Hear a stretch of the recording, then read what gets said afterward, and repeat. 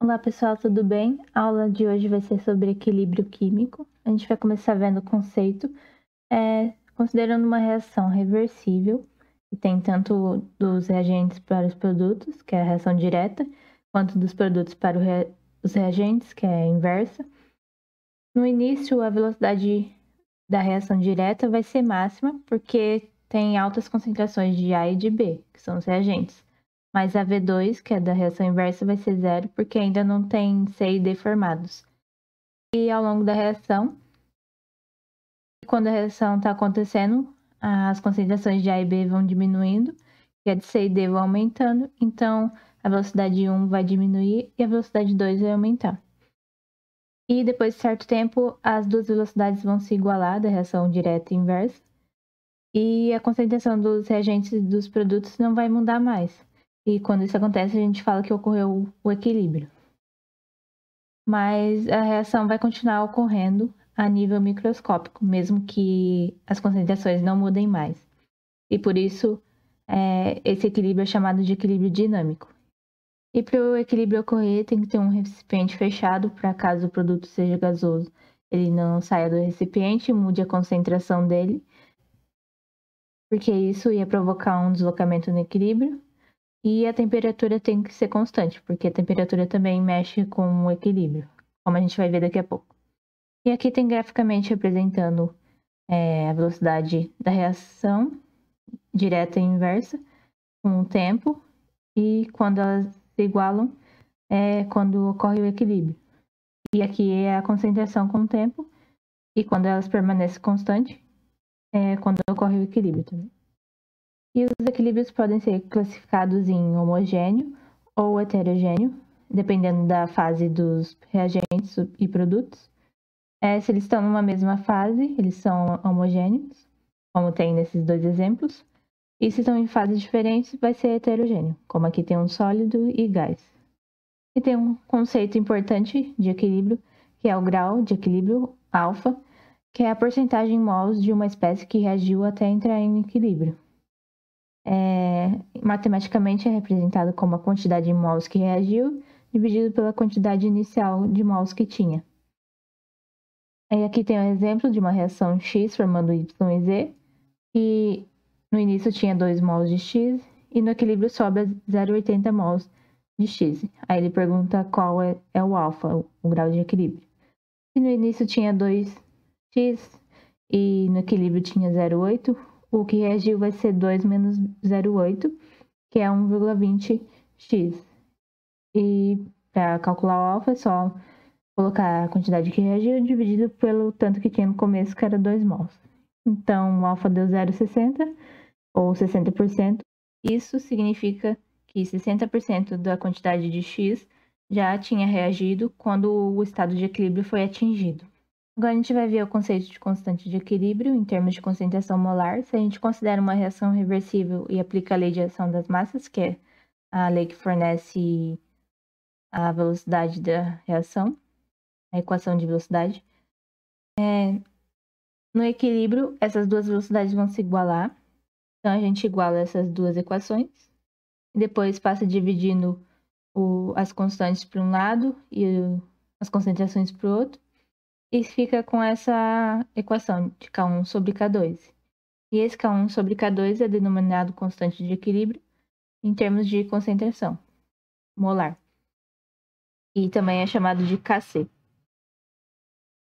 E aqui tem algumas observações que o Kc ele varia com a temperatura e ele representa o rendimento da reação por ter a concentração dos produtos aqui no numerador.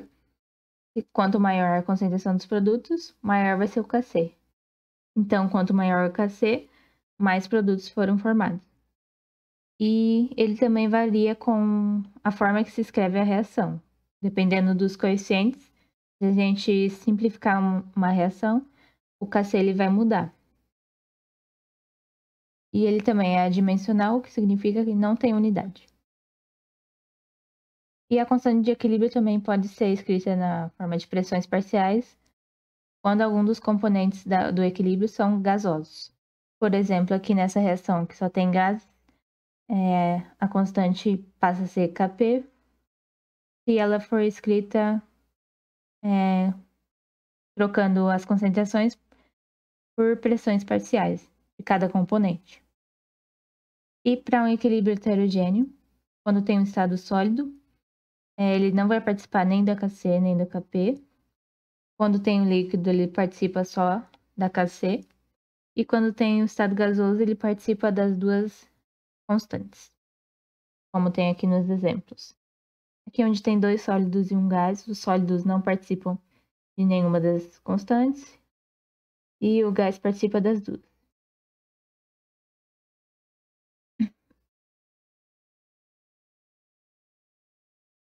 Aqui o estado aquoso, aqui que tem um aquoso, que é considerado líquido, ele também vai participar só da Kc, o sólido não participa de nenhuma e o gasoso participa das duas.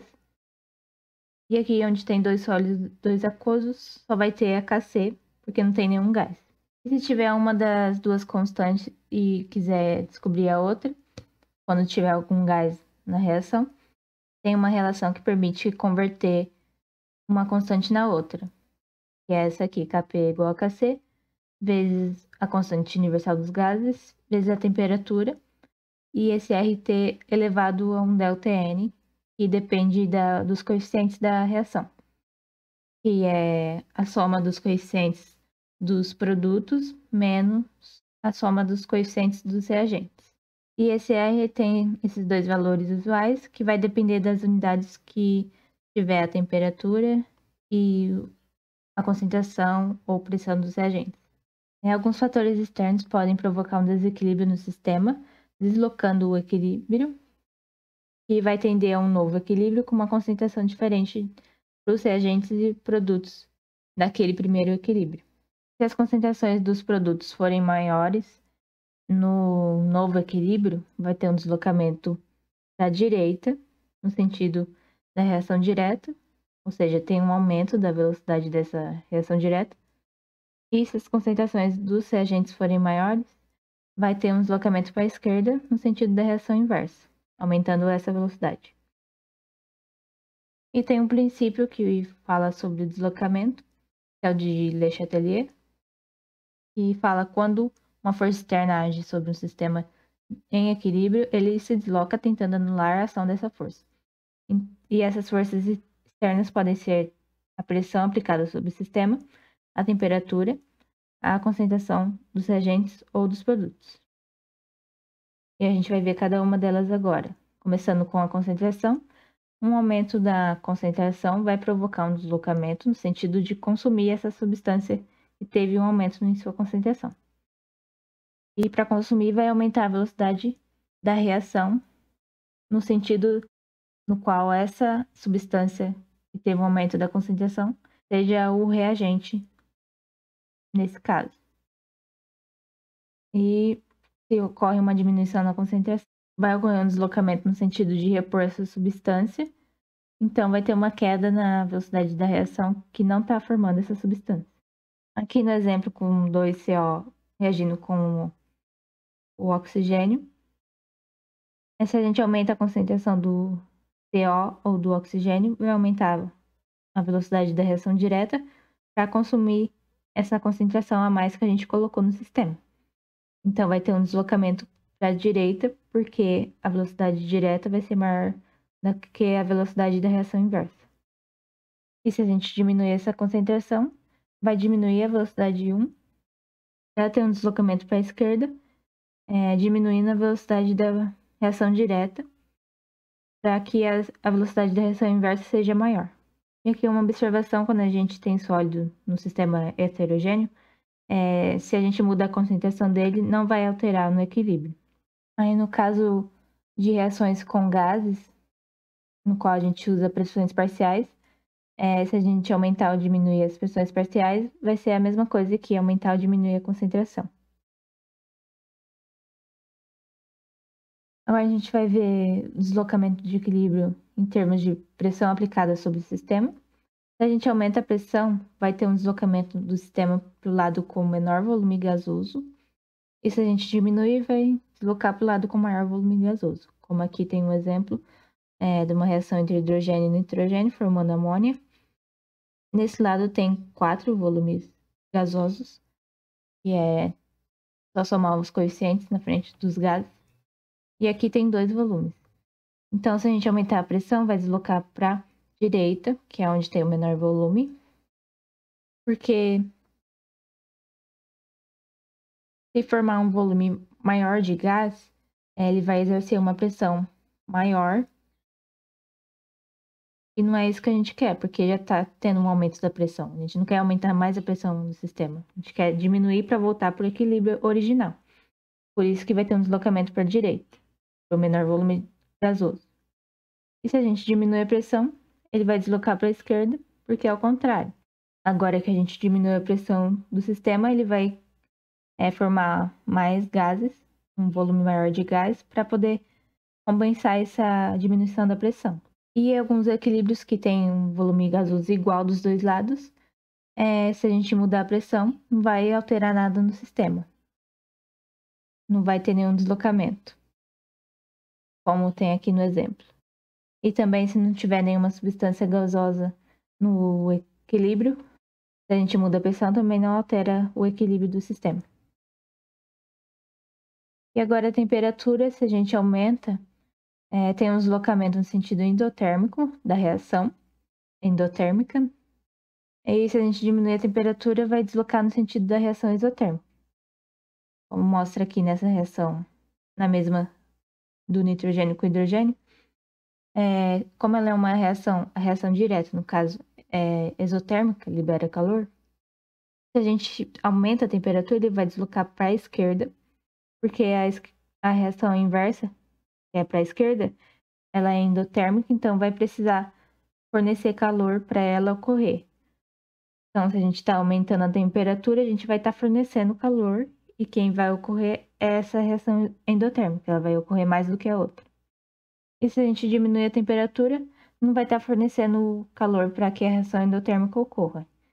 Então, vai ser favorecida a reação direta, que é a exotérmica, tendo um deslocamento para a direita. E o aumento da temperatura também vai aumentar a constante de equilíbrio no caso de reações endotérmicas, que tem um ΔH maior que zero, por estar favorecendo que essa reação ocorra, aumentando assim a concentração de produtos formados. E se tem mais produtos do que reagente, a KC vai ser maior, porque a concentração dos produtos elevado ao coeficiente, dividido pela concentração dos reagentes elevado aos seus coeficientes. E no caso de reações exotérmicas, o aumento da temperatura vai diminuir a constante de equilíbrio. E outra observação, o catalisador não vai deslocar o equilíbrio, porque ele só aumenta a velocidade das duas reações, da direta e da inversa, e ele só faz atingir o equilíbrio mais rápido, assim. Se a gente considera um eletrólito AB em solução aquosa, e se a ionização ou dissociação dele for reversível, ele vai atingir o equilíbrio após certo tempo. E esse equilíbrio vai ser chamado de equilíbrio iônico por ter íons envolvidos nele. Mas para bases fortes e sais solúveis, que não tem a reação inversa ocorrendo, eles não atingem o equilíbrio por não ter como voltar dos produtos para os reagentes. Por exemplo, tem o NaOH e o NaCl. E se a gente considera a ionização do HNO2, que é um ácido, ele vai ter essa constante de equilíbrio, e essa KC vai receber um nome especial, que é de constante de ionização, ou de dissociação, representada por Ki. E por ser um ácido, ele ainda pode ser chamado de Ka, que é constante para ácidos. E se fosse uma base, como aqui tem o exemplo do NH4OH, uma base fraca, essa constante é chamada de Ki ou de Kb.